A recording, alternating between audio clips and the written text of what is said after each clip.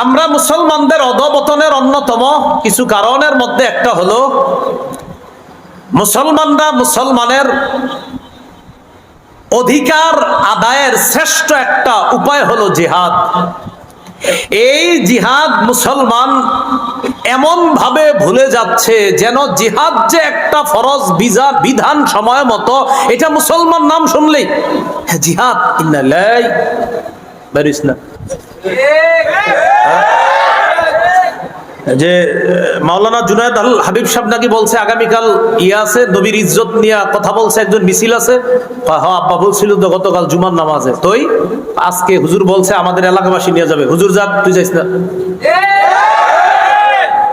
বৈশা থাক, তোর বিকাল 5টা পর্যন্ত ঘর থেকে বেরোবি না, আল্লাহ বিল্লাহ কর।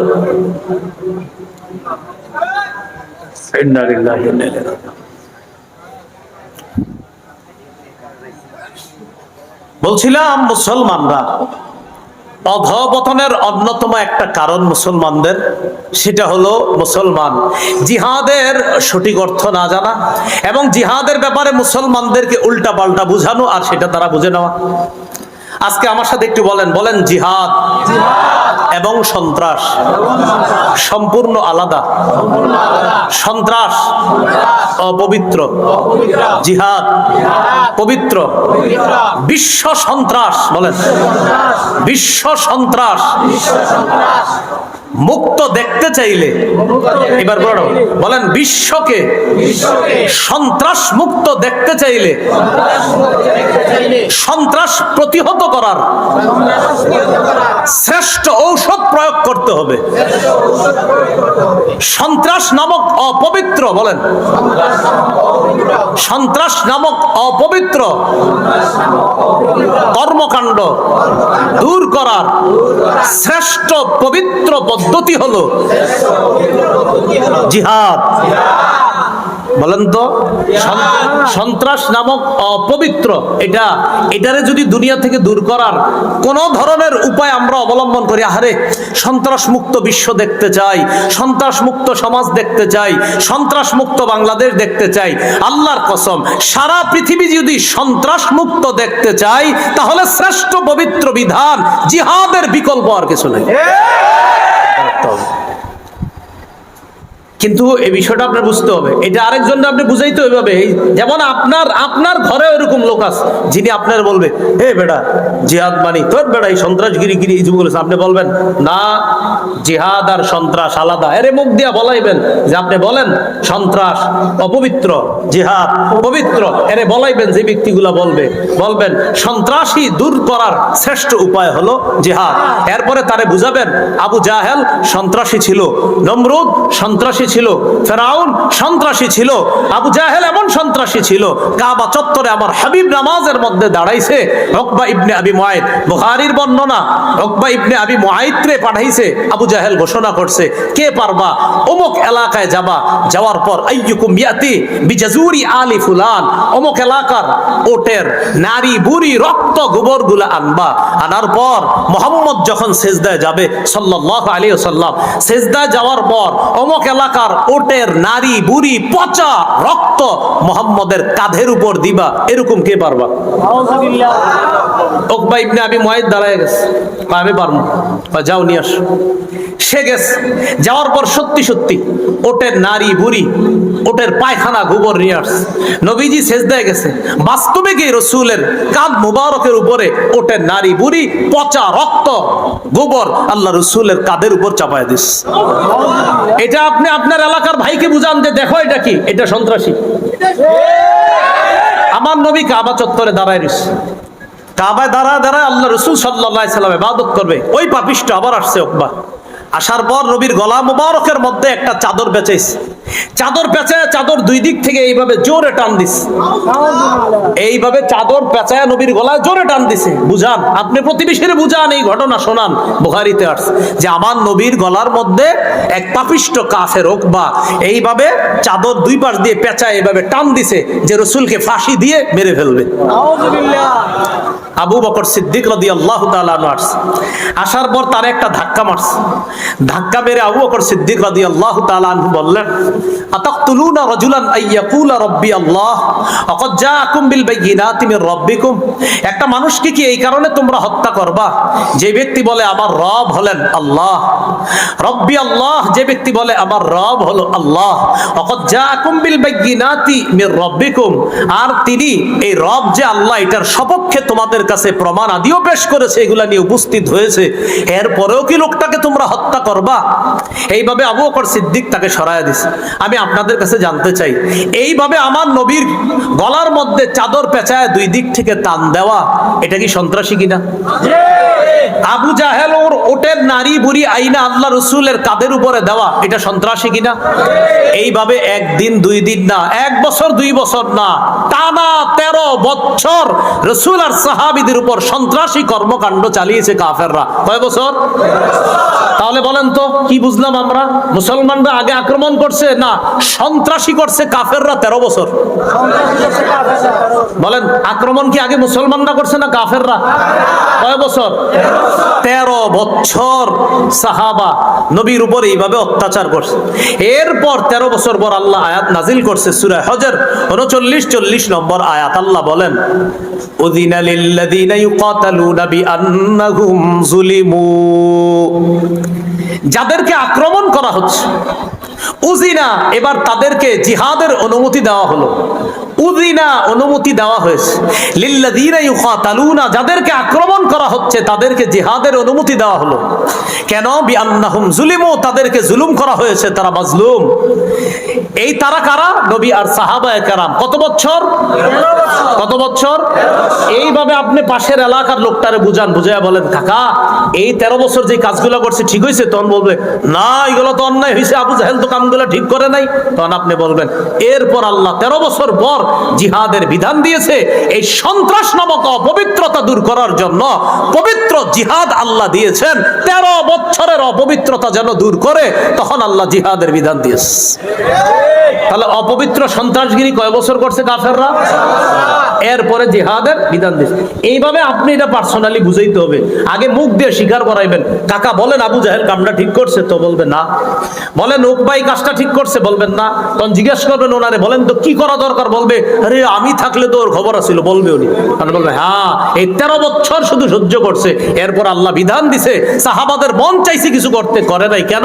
আল্লাহ বলে নাই। 13 বছর পর উযিনা, তখন আল্লাহর পক্ষ থেকে অনুমতি দেওয়া হয়েছে। পরের আয়াতে আল্লাহ বলে, সূরা হজর 40 নম্বর আয়াত, তারা কারা যাদেরকে আক্রমণ করা হয়েছে?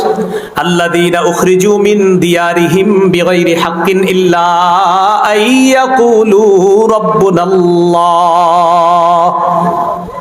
যাদেরকে তাদের ঘর থেকে বের করে দেওয়া হয়েছে অন্যায় ভাবে। তাদের অন্যায়টা কি? বলার পরে নাউজুবিল্লাহ পড়বেন। তাদের অন্যায় হলো তারা এটা বলতো আমাদের রব হলো আল্লাহ।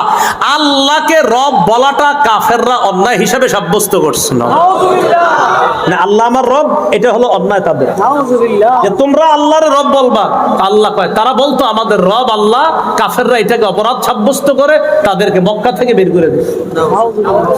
এবার আল্লাহ বলেন, ওয়ালাউলা দাফউল্লাহিন নাস বা'দাহুম বিবা'দিল্লাহ হুদ্দিমাত সাওয়ামি'ু ওয়া বি'উ ওয়া সালাওয়াতু ওয়া মাসাজিদু ইউযকারু ফীহা ইসমুল্লাহি কাসীরা। জিহাদের বিধান দেওয়ার মাধ্যমে আমি আল্লাহ যদি একজন মানুষের মাধ্যমে আরেকজন মানুষকে প্রতিহত না করতাম, মানে মুজাহিদদের মাধ্যমে যদি অপরাধীদেরকে আমি প্রতিহত না করতাম যুগে যুগে, লাহুদ্দিমাত সাওয়ামি'ু, তাহলে খ্রিস্টানদের যে ইবাদতখানা আশ্রম ধ্বংস হয়ে যেত। অর্থাৎ খ্রিস্টানরা যেই যুগে দুনিয়াতে ছিল, যখন তাদের শরীয়ত দুনিয়ার মধ্যে ছিল, যখন তারা হক পথে চলতো, তখন ওই জামানায়ও ইবাদতখানা ধ্বংস করার জন্য লোক ছিল। আল্লাহ বলেন, আমি যদি জিহাদের বিধান না দিতাম, একদল মানুষের মাধ্যমে আরেক দলকে যদি প্রতিহত না করতাম, খ্রিস্টানদের আশ্রমগুলা ধ্বংস করে দেওয়া হতো। ওয়া বিয়াউ, বিয়াউন মানে হলো গির্জা, এই গির্জা ধ্বংস করে দেওয়া হতো।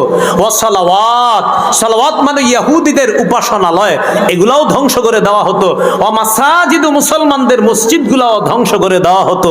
এজন্য আমি আল্লাহ জিহাদের বিধান দিলাম। কেন?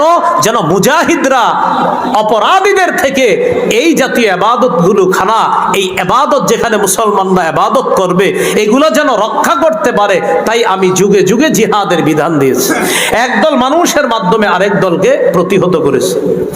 তো বলছিলাম আল্লাহ পাক রব্বুল আলামিন ওই যে পবিত্র কোরআনে বলে, তুসিরুনা ইলাইহিম বিল মাওয়াদ্দা ওয়া আনা আ'লামু বিমা আখফাইতুম ওয়া মা আ'লানতুম ওয়া মান ইয়াফআলহু মিনকুম ফাকাদ দাল্লা সাওয়াআস সাবিল ইয়াসকাফুকুম ইয়াকুনু লাকুম আ'দা। কাফেররা যদি তোমাদেরকে বাগে পায়, সেবে পায়, ইয়াকুনু লাকুম আ'দা, তারা তোমাদের শত্রু হয়ে যাবে। ওয়াবসুতু ইলাইকুম আইদিয়াহুম ওয়া আলসিনাতাহুম বিসসুই ওয়া ওয়াদ্দু লাউ তাকফুরুন, তারা তোমাদের বিরুদ্ধে তাদের হাত, তাদের মুখ তারা প্রসারিত করবে তোমাদেরকে কষ্ট দেওয়ার জন্য। লান তানফাকুম আরহামুকুম ওয়ালা আওলাদুকুম ইয়াউমাল কিয়ামাহ ইয়াফসিলু বাইনাকুম আল্লাহু বিমা তা'মালুনা বাসীর। তোমাদের আত্মীয়-স্বজন, তোমাদের সন্তান তোমাদের কোনো কাজে আসবে না কিয়ামতের ময়দানে। সেদিন তোমাদের মাঝে আল্লাহ ফয়সালা করবে, বিচার করবে। তোমরা যা করো আল্লাহ সব দেখেন। তো আল্লাহ পাক রব্বুল আলামিন এই আয়াতগুলোর মধ্যে এটাও বলে দিয়েছেন, আনতুমিনু বিল্লাহি রাব্বিকুম, তোমরা যে আল্লাহর প্রতি ঈমান আনো, তোমাদের রবের প্রতি যে তোমরা ঈমান আনো, এই আল্লাহর প্রতি ঈমান আর রবের প্রতি তোমরা যে ঈমান আনো, এই আল্লাহ আর রবের প্রতি ঈমান আনো, এই কারণে কাফেররা তোমাদেরকে বের করে দিয়েছিল কোত্থেকে? মক্কা থেকে। রাসূলকেও বের করেছে, তোমাদেরকেও বের করেছে। এই বিষয়ে আরেকটা ঘটনা শোনাইলাম যে মুসলমানদেরকে যখন বের করে দিয়েছে 13 বছর নির্যাতন করার পর, তখন আল্লাহ জিহাদের বিধান দিয়েছে। আরেকটা বিষয় এখান থেকে প্রমাণ করার চেষ্টা করেছি, মুসলমান তাদের অধিকার আদায়ের শ্রেষ্ঠ একটা পদ্ধতি, যেটা সবার জানা দরকার ছিল, এই পদ্ধতিটা মুসলমান ভুলতে বসেছে। ওই পদ্ধতির নাম কি? অধিকার থেকে বঞ্চিত করছিল। 13 বছর নির্যাতন করছে, যাও ভাগো এখান থেকে, ঘর বাড়ি পাইবা না, কিচ্ছু পাইবা না, সব ছেড়ে গেছে। আল্লাহ কয় অধিকার বঞ্চিত করে ফেললো তাদেরকে। এবার কি করলেন? জিহাদের বিধান দিলেন। তাহলে মুসলমানদের অধিকার পাওয়ার অনেক উপায় আছে, এর মধ্যে শ্রেষ্ঠ উপায় জিহাদ। এত এটা ভালোভাবে আপনি বুঝতে হবে। এরপর আল্লাহ পাক রব্বুল আলামিন বলেন, قد كانت لكم أسوة حسنة في إبراهيم والذين معه। হে মুসলমানগণ, হে নবীর সাহাবীগণ, ইব্রাহিম নবী আর তার সাথে যে ইমানদাররা আছে তাদের মাঝে তোমাদের জন্য উত্তম আদর্শ আছে। এই আমি আপনি আমরা আমাদের সবার জন্য ইব্রাহিম নবী আর তার অনুসারী যারা, তাদের মাঝে উত্তম আদর্শ আছে। কি উত্তম আদর্শ? মন দিয়ে শুনেন। إذ قالوا لقومهم إنا براء منكم ومما تعبدون من دون الله। ইব্রাহিম নবী তার অনুসারী তারা তাদের সম্প্রদায়কে বলেছিল, ইন্না বুরাআ, আমরা মুক্ত, মিনকুম, তোমাদের থেকে মুক্ত, আমরা সম্পর্ক ছিন্ন করলাম, মিনকুম, তোমাদের সাথে সম্পর্ক ছিন্ন করলাম, ওয়া মিম্মা তা'বুদুনা মিন দুনিল্লাহ, আল্লাহ ছাড়া যাদের ইবাদত করো তোমরা তাদের থেকেও সম্পর্ক ছিন্ন করলাম। আল্লাহ কি বলতেছে দেখেন, ও মুসলমানরা, ইব্রাহিম নবী আর তার সম্প্রদায়ের মাঝে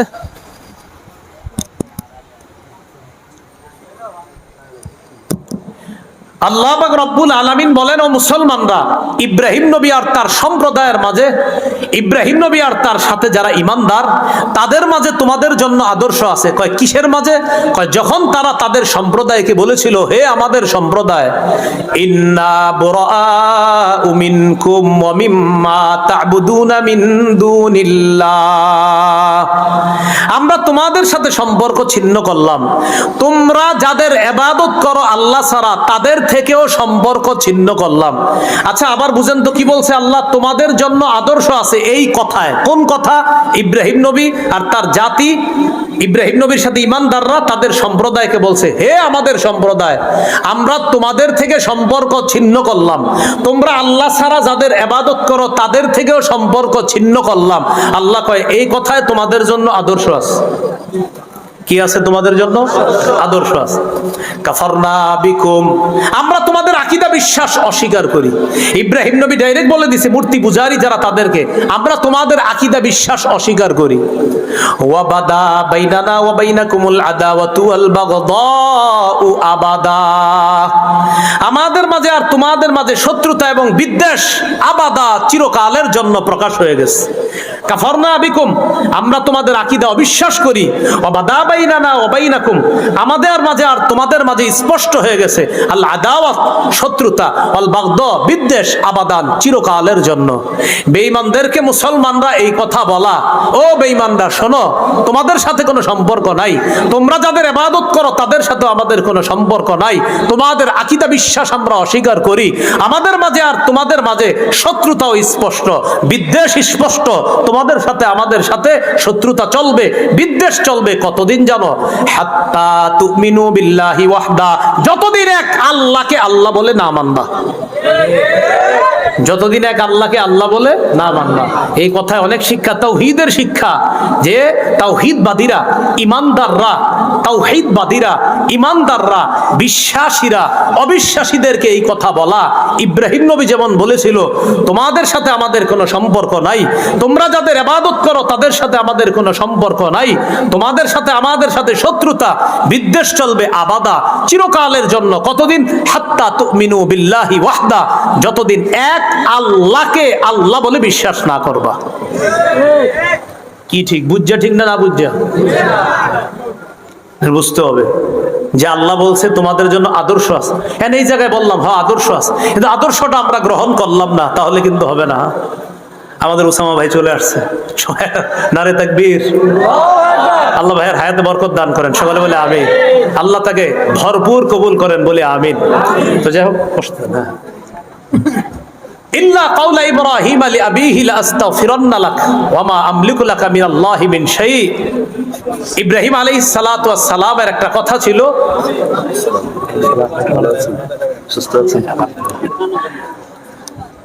ইল্লা কাওলা ইব্রাহিম লিআবিহি লাআস্তাগফিরান্না লাক ওয়া মা আমলিকু লাকা মিনাল্লাহি মিন শাই। ইব্রাহিম নবী তার বাবার ব্যাপারে বলেছিলেন লাআস্তাগফিরান্না লাক, আব্বা আপনার জন্য আমি ইস্তেগফার পাঠ করব। ওয়া মা আমলিকু লাকা মিনাল্লাহি মিন শাই, আমি আমলিকু লাকা মিনাল্লাহি মিন শাই, আপনার ব্যাপারে আমি নিজের পক্ষ থেকে কোনো ক্ষমতা রাখি না, তবে আমি আপনার জন্য আল্লাহর কাছে ইস্তেগফার পাঠ করব। তবে এখান থেকে একটা কথা মনে রাখা, কাফের বাবার জন্য ইস্তেগফার পাঠ করার বিষয়টা এখন কিন্তু আর না। সূরা তওবা আবার এই বিধান রহিত হয়ে গেছে, মা কানা লিনাবিয়্যিন ওয়াল্লাযীনা মা কানা লিন-নাবিয়্যি ওয়াল্লাযীনা আমানু আইয়াস্তাগফিরু লিল মুশরিকিনা ওয়ালাউ কানু উলি কুরবা। নবীর জন্য এবং ঈমানদারদের জন্য বৈধ নয় আইয়াস্তাগফিরু লিল মুশরিকিন, যে তারা মুশরিকদের জন্য ইস্তেগফার পাঠ করবে, এটা তাদের জন্য বৈধ নয়। বাকি ইব্রাহিম আলাইহিস সালাতু ওয়াস সালামের ব্যাপারে মুফাসসিরিনে কেরাম লিখেছেন যে উনি ওনার বাবার ব্যাপারে যে বলছিলেন যে আমি আপনার জন্য ইস্তেগফার পাঠ করব, পরে ইব্রাহিম নবী জীবদ্দশায় বুঝতে পেরেছিলেন না আমার বাবার কপালে তওবা নাই, আমার বাবা আল্লাহর চিরশত্রু, তখন তিনি আবার তার বাবার জন্য তখনই আর ইস্তেগফার তিনি করতেন না। মুফাসসিরিনে কেরামের কেউ কেউ লিখেছেন তিনি তখনই এটা থেকে ফিরে এসেছেন। বাকি তিনি প্রথমে বলেছিলেন আব্বা লাআস্তাগফিরান্না লাকা, আমি আপনার জন্য ইস্তেগফার পাঠ করব, আমি আপনার জন্য ক্ষমা প্রার্থনা করব। তো মুফাসসিরিনে কেরামের কেউ কেউ লিখেছেন তিনি তার জীবদ্দশাতেই বুঝতে পেরেছিলেন আব্বা আল্লাহর চিরশত্রু, আব্বা আর ঈমান আনবে না, তার কপালে তওবা নাই, তখন তিনি এটা থেকে ফিরে এসেছেন। আর সূরা তাওবার মধ্যেও আছে যে নবীর জন্য ঈমানদারদের জন্য উচিত না, বৈধ নয় কোনো মুশরিকের জন্য ইস্তেগফার পাঠ করা। যাই হোক, এই সূরার এতটুকু যা শুনলাম আমরা সূরা মুমতাহিনা, খুব ভালো করে আমরা শুনি। কাফেরদের সাথে গোপনে বন্ধুত্ব রক্ষা করা যাবে? চিঠি লেখা যাবে চুপে চুপে? এটা আল্লাহ আমাদেরকে বলে দিলেন আমার শত্রু আর তোমাদের আমাদের শত্রু যারা, তাদেরকে এমন বন্ধু বানায় না যে বন্ধুত্বের খাতিরে তাদেরকে চিঠি পর্যন্ত তোমরা পাঠায় দাও। মনে রাখবা ইয়াস কফুকুম, মনে আছে না আমগো কুমিল্লার ভাষায় অনুবাদটা, যদি সেবে পায়, আর অনুবাদ হলো যদি ভাগে পায়, আর আমাদের কুমিল্লায় বলে যদি সেবে পায়। এই কাফেররা তোমাদেরকে, যাদেরকে গোপনে বন্ধু ভাবতেছো, ইয়াস কফুকুম, যদি তোমাদেরকে বাগে পায়, হাতের নিচে যদি কোনোভাবে পায়, ইয়াকুনু লাকুম আদা, তাহলে তোমাদের শত্রু হয়ে যাবে। আর আমি বললাম পোল্টি মারতে সময় নেবে না। ওয়াবসুদু ইলাইকুম আইদিয়াহুম ওয়া আলসিনাতাহুম বিসসুই, তারা তোমাদের দিকে প্রসারিত করবে হাত আর তাদের জিহ্বা, এই দুই জিনিস প্রসারিত করবে তোমাদেরকে কষ্ট দেওয়ার জন্য। ওয়াওয়াদ্দু, কামনা করবে, লাউ তাকফুরুন, তোমরা সবাই যদি কাফের হয়ে যাইতা, এরকম কামনা তারা করবে। আল্লাহ আমাদের সকলকে। ও আরেকটা বিষয়ের মাঝখান থেকে বলেছিলাম, অপরাধ কি ছিল? নবীরে বের করে দেওয়া আর মুসলমানদেরকে বের করে দেওয়া অপরাধ ছিল কাফেরদের কাছে। কেন তারা ঈমান আনছে, এই ছিল অপরাধ। এটার বলতে গিয়ে বলেছিলাম মুসলমানদের অধপতনের অন্যতম একটা কারণ, মুসলমান তাদের অধিকার আদায়ের শ্রেষ্ঠ একটা পদ্ধতি আজ ভুলতে বসেছে প্রায়, সেটার নাম জানি কি? তো এই বিষয়গুলো আমরা শিখতে হবে, জানতে হবে। আর ওই যে চা দোকানের সামনে মুরব্বীরে বুঝাইতে হবে, আবু জাহেলের ঘটনাটা বলতে হবে, ওকবার ঘটনা বলতে হবে, বইলা বলতে হবে, কাকা ওকবা কাজটা ঠিক করছে, আবু জাহেল কাজটা ঠিক করছে, বলেন এই কাজটা অন্যায় হয়েছে না, এটা সন্ত্রাসগিরি হয়েছে না? চাচাই বলবে, আমি থাকলে তোর খবর আছিল, উনি বলবেন হ্যাঁ। এই যে আপনি বলতেছেন খবর আছিল, সাহাবীদেরও মন চাইতো জবাব দিত, কিন্তু জবাব দিত না, কারণ আল্লাহর পক্ষ থেকে তখন শুধু ধৈর্য আর সংযমের শিক্ষা একটুকুই দেওয়া হয়েছিল। 13 বছর শুধু সবর করেছে, ধৈর্য ধারণ করেছে। 13 বছর পর আল্লাহ বলেছেন উযিনা লিল্লাযিনা ইউকাতালুনা বিআন্নাহুম যুলিমু, যাদেরকে আক্রমণ করা হচ্ছে তারা মাজলুম, তাদের উপর জুলুম করা হয়েছে, তাদেরকে সম্পদ হারা করা হয়েছে, ঘর বাড়ি ছাড়া করা হয়েছে। এবার আর না, এবার জিহাদের মাধ্যমে অধিকার আদায় করতে হবে। এটা হলো। আল্লাহ আমাদের সকলকে, যে কথাগুলো শুনলাম বললাম, আলী হাসান ওসামা ভাই আলোচনা করবে ইনশাল্লাহ, এরপর আমাদের মোহতারাম হযরত মাওলানা আইয়ুবী সাহেব হুজুর আসবেন ইনশাল্লাহ।